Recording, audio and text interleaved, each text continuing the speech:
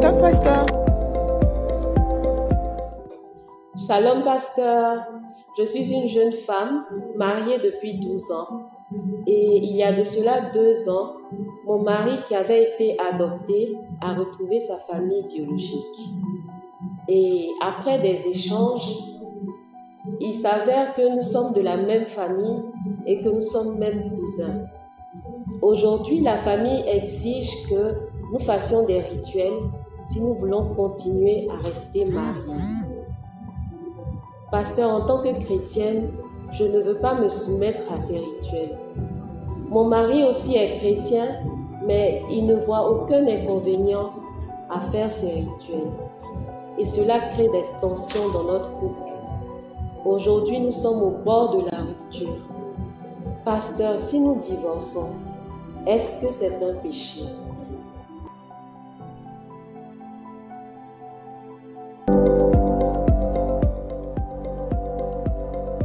Toc toc, pasteur. Question. Ok. What do you think? Qu'est-ce que tu penses? Alors, donc, la sœur qui est là est la cousine de son... Bon, c'est pas elle, hein, c'est un visage... Elle se prête à la question, comme d'habitude, ok? Voilà. Alors, donc, c'est une question qu'on a reçue d'une dame. C'est une histoire réelle, bien sûr. D'une dame qui est fiancée, qui est mariée, pardon, à son cousin. Mais à l'origine, il l'ignorait. Dans leur coutume familiale, si cela est fait, c'est pas qu'il y a séparation, mais il y a un rituel pour purifier, selon le rituel, cette relation, et avec quoi ils pourront rester vivre ensemble. Elle est chrétienne, elle dit non, il est hors de question de participer à ce rituel.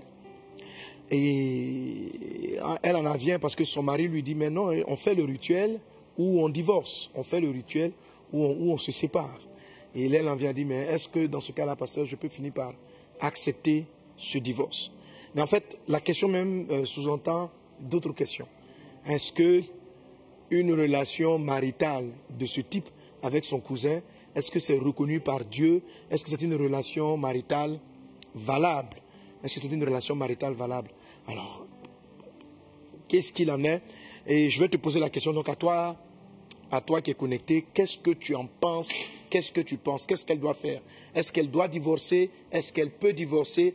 Est-ce qu'un mariage comme cela... Donc, on a beaucoup de questions. Je ne sais pas, on va répondre par quoi d'abord? On va commencer même. Est-ce qu'un mariage comme ça est reconnu par Dieu? Amen. Amen. Est-ce qu'un mariage comme ça est reconnu par Dieu? What do you think? Alors, Ben, pardon, viens voir, j'ai un petit problème avec ma connexion. Je trouve que ma connexion est trop lente aujourd'hui. Voilà, bon. Ce que tu as fait, tu vas me mettre le wifi là. Ok, and you do the same here.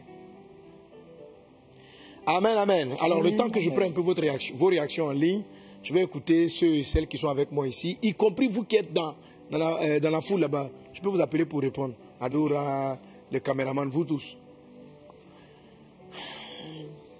Pasteur Franck, tu es pasteur. Oui, papa. Voici les. On vient de te poser une question pareille, tu fais quoi? Bon. Je pense que la Bible n'interdit pas le mariage consanguin.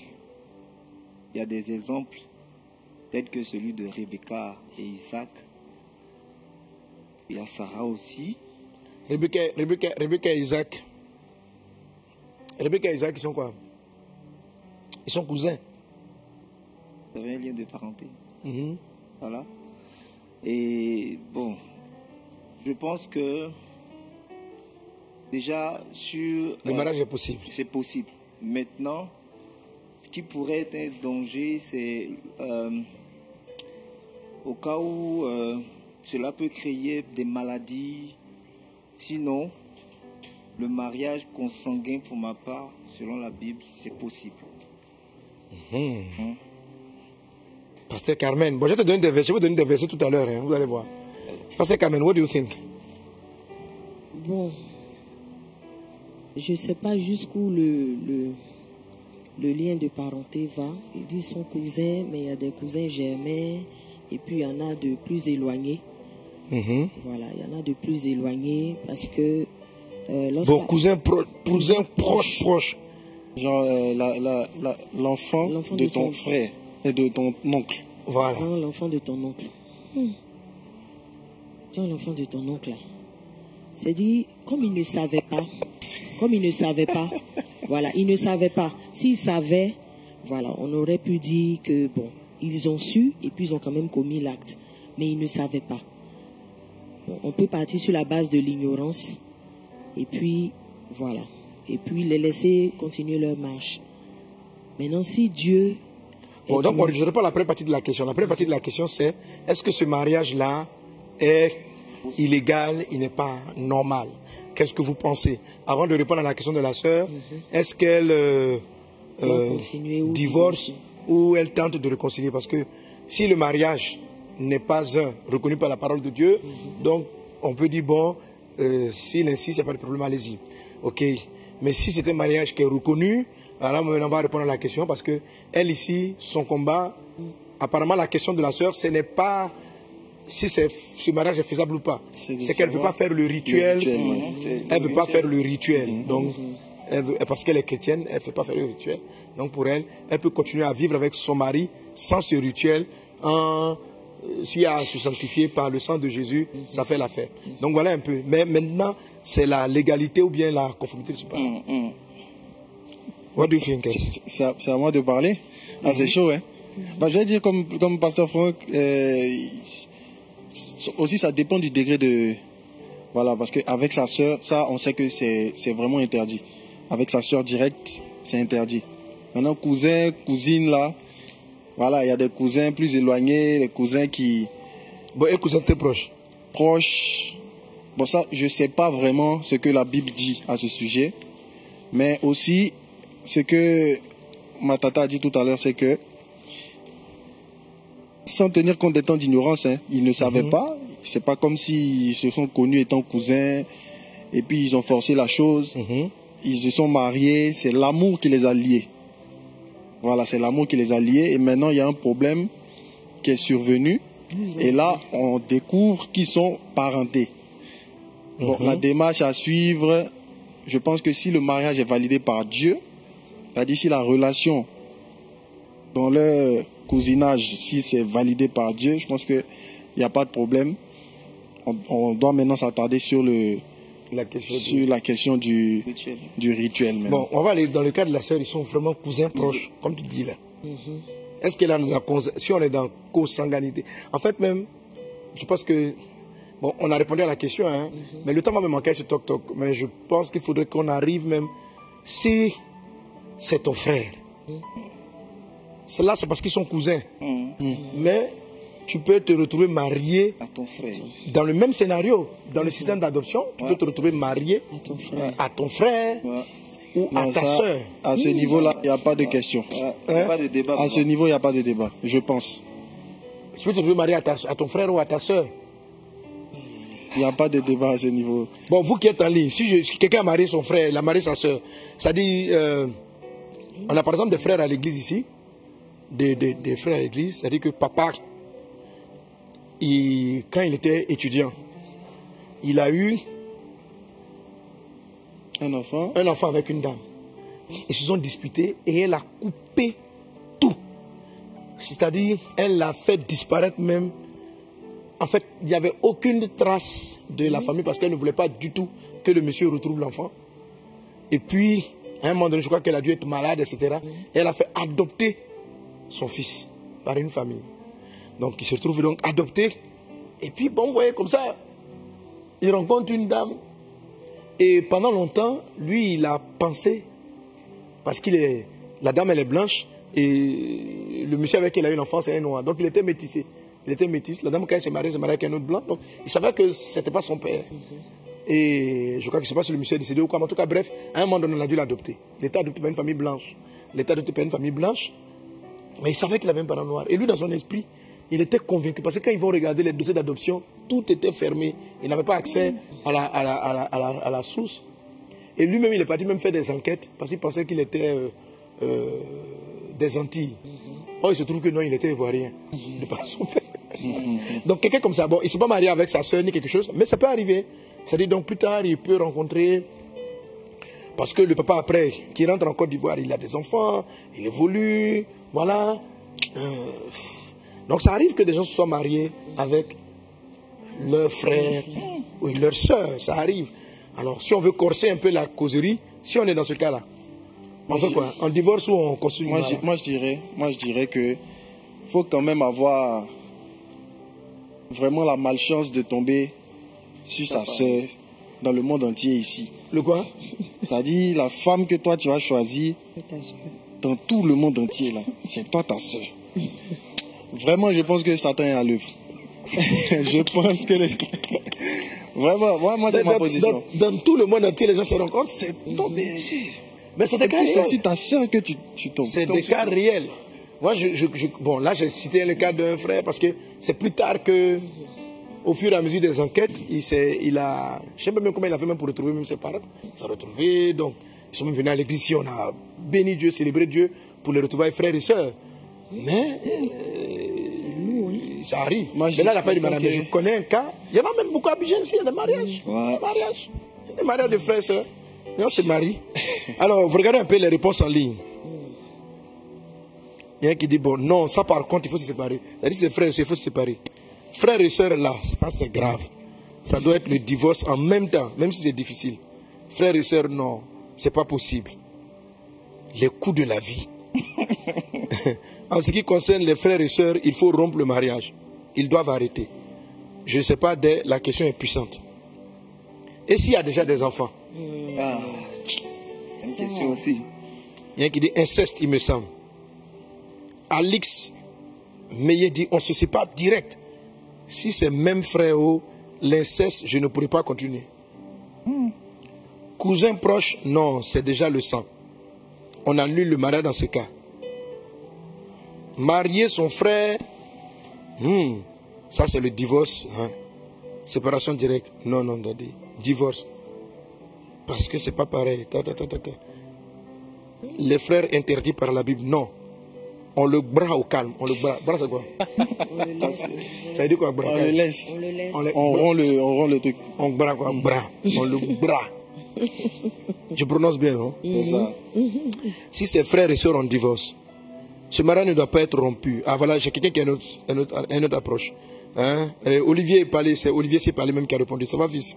Il a dit ce mariage ne doit pas être rompu. Il faut maintenant éviter de rentrer dans certains rituels, ce qui est interdit dans la Bible. Pour finir, il faut se recommander aux mains du Seigneur et continuer. Si c'est cousin des mères directs, si c'est cousin germain direct, au mariage forcément on va savoir. Il y a l'étape de la dot. En fait, ça c'est dit que oui, mais ce qu'il te dit c'est que il était adopté. Donc le mariage a dû se faire avec la famille adoptive. Vous savez, il y a beaucoup de mariages adoptifs qu'on fait ça sous, comment on appelle ça, j'oublie l'expression juridique là. En fait, la personne ne connaît pas. C'est souvent par enquête. C'est pourquoi je donnais l'exemple de ce frère-là. Voilà. Hein, de ce frère-là. Voilà. Parce qu'en fait, les parents, le faisant adopter, ont délibérément caché son origine. Voilà. Donc en fait, s'il y a mariage, c'est que le mariage a lieu avec la famille adoptive. Et puis plus tard, faisait des enquêtes pour mais on t'a adopté de quelle famille. Donc en remontant, c'est ce qu'elle explique en fait. Donc en remontant, ils se rendent compte en fait qu'ils sont cousins. Qu'ils sont cousins. Mais la famille adoptive ne le savait pas. Ne le savait pas. Rudy, je pense même l'amour va être différent en apprenant ce lien de parenté. Ils vont plus s'aimer en apprenant ce lien de parenté. Bref, on a beaucoup de réponses, mais la plupart d'entre elles vont dans le sens de la séparation. Alors, voyons, est-ce qu'on a des cas comme ça dans la Bible? On va aller rapidement. Tu vas lire Genèse chapitre 20, verset 12 en ce qui concerne Abraham. Ok. Et puis, qu'est-ce que tu peux prendre? Nombre chapitre 27. Je donne le verset Deutéronome 27, pas Nombre. Deutéronome 27. Deutéronome 27. Verset. Oui, je te donne le verset. Frère, il faut toujours pour nous référer à la parole de Dieu. Donc, Deutéronome 27, tu vas prendre... Tu vas lire le verset 20, 21, 22.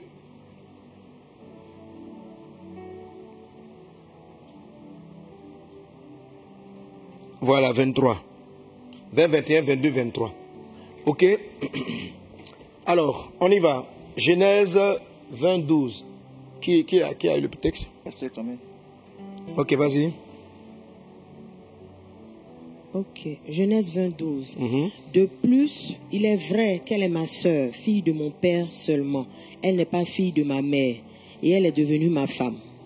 Alors, ça c'est la réponse d'Abraham lorsqu'il présentait Sarah comme étant sa sœur, parce que Abimelech, dans ce passage, voulait la prendre pour épouse. Il l'avait présentée comme étant sa sœur.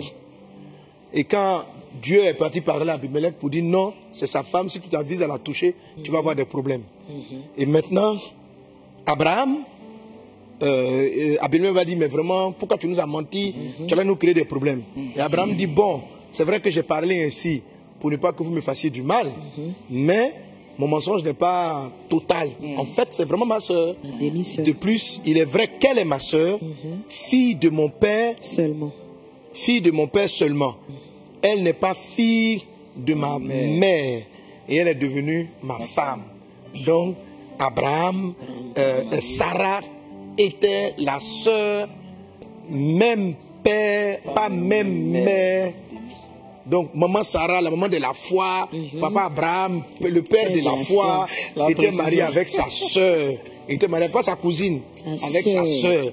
Avec sa sœur. Ça vous choque, c'est la Bible, frère. Abraham. Abraham, ou bien c'est parce qu'il était ici. Abraham était marié avec sa sœur. Et lui, il savait. Oui, il savait. Après enquête, il savait. C'est pas qu'elle était adoptée. Papa connaît sa fille, il a regardé sa sœur, il l'a aimé. Et on voit que Tamar propose ça à, comment il s'appelle, Amon. Elle lui propose. Elle lui dit, mais au lieu de me violer, au lieu de faire quelque chose, dis à mon père que tu m'aimes, et puis il va nous marier. Donc, dans la parole de Dieu, on a des mariages consanguins. Alors, on va aller dans ce sens-là jusqu'à ce qu'on lise ce passage que tu vas lire. Lis-moi le passage. Je commence au verset 20. Au verset 20. Oui, vas-y. Ok. Maudit soit celui qui couche avec la femme de son père, car il soulève la couverture de son père. Et tout le peuple dira Amen. Maudit soit celui qui couche avec une bête quelconque. Et tout le peuple dira Amen. Maudit soit celui qui couche avec sa sœur. Maudit soit celui qui couche avec sa sœur, oui. Fille de son père. Fille de son père. Ou fille de sa mère. Ou fille de sa mère. Et tout le peuple dira Amen. Amen. Maudit soit celui qui couche avec sa belle-mère. Et tout le peuple dira Amen. Bon, donc ce qui nous intéresse, c'est le verset combien? 22. Le verset 22. Maudit soit celui qui couche avec sa sœur. Fille de sa mère, de son père, ou fille de son père, et tout le peuple dira Amen. Bon, maintenant qu'on a deux versets comme ça, Abraham a eu des enfants avec Sarah, fille de son père, non pas fille de sa mère. Non. De sa mère. Oui, c'est ça. Elle est fille de son père, mais pas fille de sa mère. Ce qui est sûr, on est dans le cas de Deutéronome 27, verset 20. Verset combien? 22. Verset 22. Ok? Ah, j'aime ce débat. J'ai envie d'arrêter et puis on continue ça mercredi prochain. Amen. Alors, comment comprenez-vous ces passages? Que faut-il faire? Papa, moi je me dis, avec Abraham, la loi n'était pas encore sortie. Ok. Il n'y avait pas encore la loi. Donc ils ont fait au feeling. Mais maintenant là, on a une ligne directive. Donc maintenant quelqu'un va dire, nous ne sommes plus sous la loi, nous sommes sur la grâce. Donc nous revenons au temps d'Abraham. C'est-à-dire que faut laisser le couple à son cousin tranquille. Faut laisser le cousin tranquille. Le débat est profond. C'est lourd, hein? C'est lourd, le débat est trop. Le débat est trop lourd. Le débat est lourd. Alors, donc, moi je vais m'arrêter là pour aujourd'hui. Et puis, mercredi prochain, on va se préparer. Voilà. Je voulais juste vous donner ces versets au début. Si le temps nous permettait, on aurait continué. Je vais donner ces versets au début. Et j'attends de toi que tu me donnes des réponses, versets à l'appui, qu'est-ce que vous pensez? Dire que c'est quelque chose qui n'existe pas, c'est pas vrai, ça existe, c'est une réalité. Aujourd'hui, de manière délibérée, des frères ne sont pas se marier, comme ce fut le cas d'Abraham. Mais c'est pour te dire que, si pour dire qu'il y a un exemple dans la Bible, il y a des exemples. Il y a des exemples, et je peux t'en donner d'autres. Il y a des exemples, ok? Alors, Abraham et Sarah, c'est un couple modèle en ce qui concerne la foi. Amen. Voilà, c'est un couple modèle en ce qui concerne la foi. On va aller dans le sens de Caïs pour dire, ben, la règle n'avait pas encore été donnée.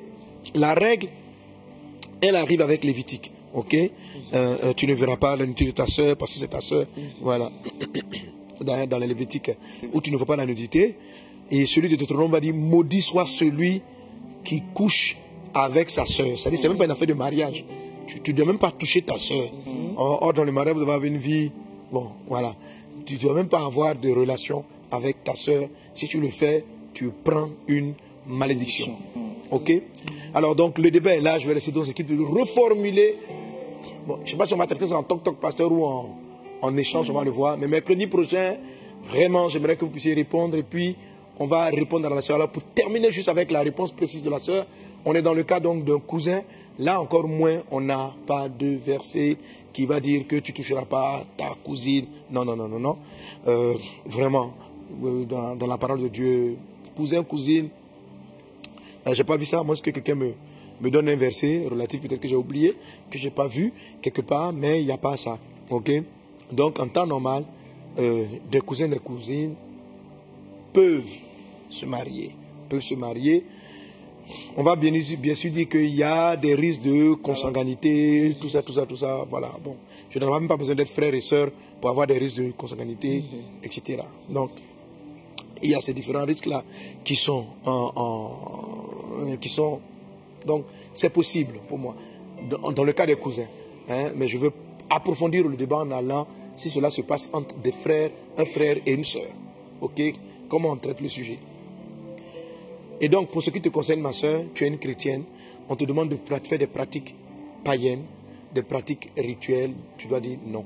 Tu dois dire non et tu maintiens ta position. Alors, comment est-ce que tu vas la maintenir? Si ton mari est prêt à accepter un rite, pour moi, il n'est pas converti. Alors, concentre-toi sur la conversion de ton mari, sur sa rencontre réelle avec Jésus-Christ, afin qu'il ait la crainte de Dieu. S'il ne veut plus de la relation et qu'il veut à tout prix divorcer, la Bible dit que si quelqu'un est non-païen, qu'il te chasse, tu es libre. Si quelqu'un est un païen, qu'il te chasse, tu es libre. Mais ne te lève pas de toi-même pour aller enclencher la procédure de divorce. Voilà, en te disant, ma relation est illégale. La relation de cousin, bibliquement parlant, n'est pas illégale. Elle n'est pas conseillée, elle n'est pas suggérée, mais ici, c'est un concours de circonstances. Vous êtes retrouvés là. La Bible dit, Dieu sans tenir compte des temps d'ignorance, annonce aux hommes qu'ils doivent se repentir. Donc, je dis, si Dieu a toléré des mariages frères-sœurs dans la Bible, ce n'est pas cousin où tu étais même totalement dans l'ignorance de savoir même que c'était ton cousin, le ciel va s'élever pour venir condamner cette relation. Non. Donc, en tant que tel, il n'y a pas à divorcer, mais il s'agit maintenant de convaincre ton mari de ne pas passer par cela. S'il y a des confusions dans votre âme par rapport à cela, vous pouvez rencontrer votre pasteur, discuter, parlez-en pour guérir votre truc. Si vous vous sentez, il se sent vraiment mal à l'aise, il a l'impression vraiment d'être en train de dominer sa soeur et la raison pour laquelle il te chasse, il dit de partir, mais soit qu'il en soit ainsi. Mais s'il ne t'a pas chassé et que vous demandez, est-ce que bibliquement parlant c'est faisable, je te donne les versets. Suis encore l'épisode du mercredi prochain et puis priez. Voilà, mais surtout, il faut que ton mari se tourne vers le Seigneur pour que vous deux ensemble unis, vous fassiez front à cette pratique de rituel qu'on vous demande, soi-disant pour assainir. Nous sommes sanctifiés par le sang de Jésus, non pas par des rites traditionnels. Amen. Que Dieu bénisse ta maison, que Dieu bénisse ton foyer, que tout ce qui vous sépare soit ôté, que le salut, la crainte de Dieu remplisse vos cœurs au nom de Jésus. Amen. Amen. Quelqu'un acclame Jésus. Amen. Alléluia. Amen. Que le nom du Seigneur soit béni. Toc toc pasteur.